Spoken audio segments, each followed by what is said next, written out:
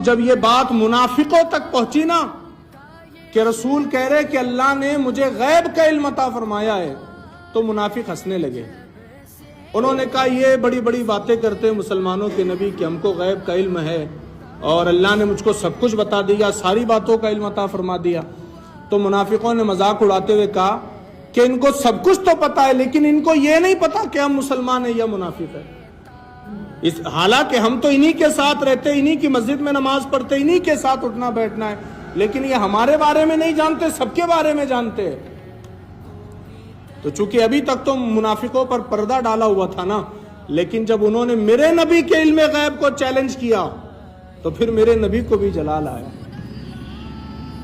حضور نے کہا میرے غیب کے علم پر تم اعتراض کرتے ہو کہ مجھے اللہ نے علم نہیں دیا غیب کا؟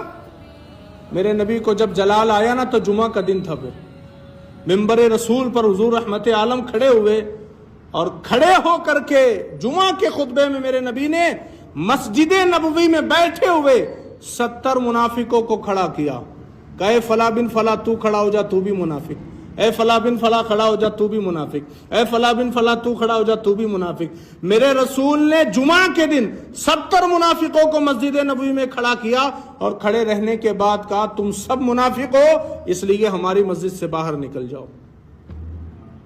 اللہ، تو وہ لوگ کہاں گئے؟ میں تو ان سے سوال کرنا چاہتا ہوں جو کہتے ہیں نبی کو غیب کا علم نہیں۔ اگر نبی کو غیب کا علم نہیں ہوتا تو یہ کیسے پتا چلتا کہ یہ مومن ہے کہ منافق ہے؟ یقیناً نبی کو پتا تھا، اسی لیے تو اتنے مسلمانوں میں سے نبی نے 70 منافقوں کو نکال کر کے باہر کیا۔ اور لوگ آسانی سے کہہ دیتے کہ حضور کو غیب کا علم نہیں، حضور پیٹھ پیچھے کا نہیں جانتے، معاذ اللہ۔